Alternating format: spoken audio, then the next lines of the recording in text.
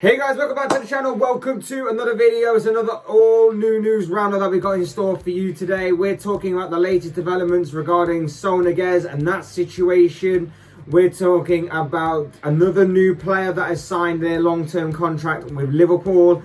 Talking about Brandon Williams. He's on the move again on loan to another Premier League club. We were talking about last night's Premier League action that saw West Ham absolutely destroy Leicester City. And Tottenham are adding a youngster, a one-to-watch kind of player to their ranks very soon, it seems. But before we go any further and talking about all these stories, I want to remind you all to please like the video and also subscribe if you're new. Both things are always and forever be greatly appreciated. But for now, let's go back to talking about some of the biggest headlines from the world of football, beginning with the latest on one Saul Niguez. So, we know about this story for a while. We've known about Saul Niguez. We've talked about it a lot over this summer. But more developments have happened within the past 24 hours or so regarding the Spanish midfielder.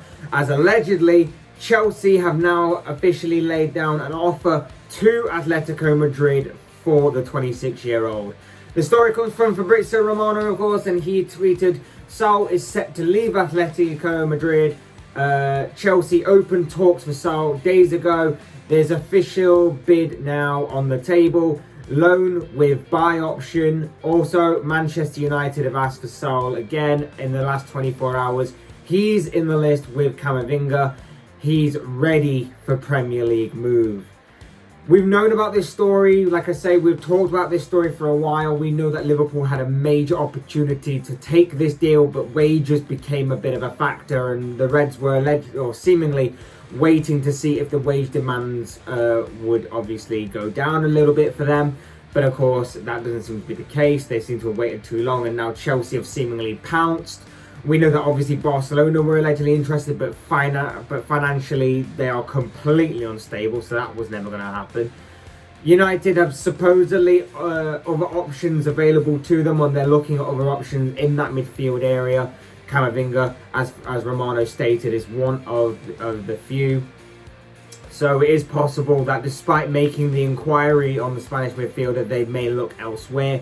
And that seems to suggest to me that Chelsea have a clear run of signing him. And as I said a few days ago, if Chelsea do this, even if it is a loan move with an option to buy or whatever the structure of the deal may be, it would be a superb transfer window for the Blues. Like, PSG obviously had an incredible transfer window, but to sign the players that Chelsea have signed in this transfer window would utterly be insane for the English club. It would lay down a real statement of intent to the rest of the title challenges if they haven't done so already. So it even increases and adds on to that and intensifies that. And it does show that they mean some incredible business this summer. And the Premier League title may not just be what they go after and what they get in terms of this current campaign. Having already bought the likes of Romelu Lukaku, with the Kurt Zouma situation seemingly reaching its conclusion, it may mean that the Jules Koundé deal that we talked about so much over this summer, that transfer may finally get over the line.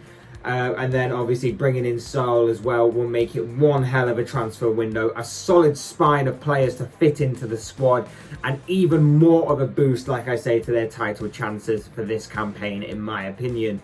Either way, we wait and see if a deal can be struck here between the European champions and the champions of Spain for one Saul Niguez. Moving on, we come to Liverpool as, Andy Robertson has signed a new deal with the Reds. Robertson follows in the footsteps of the likes of Trent Alexander-Arnold, Fabinho, Alisson Becker, Virgil van Dijk, and maybe more that I'm forgetting, because there's been so many players and several big and key players that have signed and committed their long-term futures to the club this summer. And Andy Robertson, of course, follows in their footsteps. Robertson has signed a new deal lasting until 2026, and he has been absolutely class for Liverpool. Can't say a bad word about him. Since he joined in 2017 from Hull for a fee believed to be between 8 and 10 million. Trust me, believe that fee is incredible, and Just shows you that you don't need to spend big amounts of money to get absolute gems of players, and Andy Robertson is certainly an absolute gem of a player in my opinion, and in my opinion is the best left back in world football today.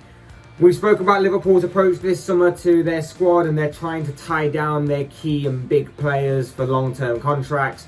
We know that as well the club are looking at extending the stays of Sadio Mane, Mohamed Salah and Jordan Henderson. Their new deals are seemingly said to be imminent, and that could happen at any time after talks are said to be going in a positive fashion. So look out for them players to be committing their futures next in line after Robertson. But today it's all about Andy Robertson, who signed a new long-term deal, keeping him at Anfield until 2026. And I'm very, very happy about that. Our next story brings us on to Brandon Williams. He has signed for Norwich on loan from Manchester United for this season. The Canaries have said to have beaten both Southampton and Newcastle to signing the fullback. The 20-year-old came onto the scene at Old Trafford as backup to Luke Shaw. But of course, since Shaw's rise in form over the recent season or so, he has since seen his first team football opportunities become very limited. And the signing of Alex Telles in that left back area, of course, as well, hasn't really helped him either. A decent move all around. United send a player out on loan to gain more experience. Norwich bring in a player to add some depth to their fullback areas. And Williams himself will likely get more first team football. So it does seem like a win-win-win situation across the board for all parties involved. Elsewhere, West Ham absolutely smashed Leicester last night as the Hammers went fox hunting at the London Stadium. David Moyes' side came out as 4-1 winners on the night thanks to goals from Pablo Fornals, Saïd Benrahma and a brace from Mikel Antonio, who in doing so became the Hammers' all-time top Premier League goal scorer and marked the occasion by celebrating in some style, the only way that Antonio knows how. Seriously, check out his goal celebration if you haven't already seen it. It was something very different and very unique that involved a cardboard cutout. But as I say, West Ham have started the season very brightly. As a squad, they've all done very well. But Benrahma and Antonio in particular have certainly hit the ground running and started off on fire in this new campaign. And I'm sure if you've got one or the other, or maybe even both in your fantasy football teams, I'm sure you are loving life right now as a fantasy football manager. Leicester, for them, poor result. They'd seen Ayoze Perez be sent off very early in the game for a nasty challenge on Pablo Fornals, thanks to the intervention of VAR, which was used very correctly in this situation. They did manage to grab a goal back when the scoreline was 2-0 through Yuri Tillemans, but it proved not to be enough, and a number of Fox's mistakes throughout the entirety of the game cost Brendan Rodgers' side dearly and allowed for a fantastic performance from West Ham, who record back-to-back wins to kick off their new campaign. Absolutely fantastic for them. For Leicester, back to the drawing board. They move on to their next game. And finally, Tottenham are very close and said to be very close to adding a new player to their squad. Pape Matias, I hope I'm pronouncing that name right, is said to be very close to joining Spurs. But the catch is that he will be sent back on loan to his current club Mets for this season. Fabrizio Romano tweeted today saying, Pape Sarr to Tottenham, agreement reached and here we go. Deal set to be completed for 15 million euros fee. Personal terms agreed on verbal basis, waiting for contracts to be signed. Tottenham are now open to let Pape Sarr staying at Mets on loan until June 2022 confirmed. Don't know a lot about him personally, I'm not going to lie. I don't know a lot about this guy, but I have watched a few YouTube clips of him in preparation and research for this particular story. And from what I've seen of him and from what I've also read, allegedly he was attracting some interest from the likes of Manchester United at one point, but he does seem a very talented and very promising player, and certainly is one to keep your eye on in the future. He did certainly seem like he had something about him for the age of just 18. But of course, I always say these are just the thoughts, comments, opinions, predictions, whatever you want to call it, of this guy. I want to know what you guys think. What do you make of any of the news stories that I've talked about in this video? What do you make of the Saul Niguez situation? Could he really be on his way to Chelsea? What do you make of Andy Robertson signing a new deal with Liverpool? Brandon Williams going to Norwich on loan for the season. Leicester absolutely getting destroyed by West Ham last night. And what do you make of Matias, allegedly Tottenham's newest acquisition?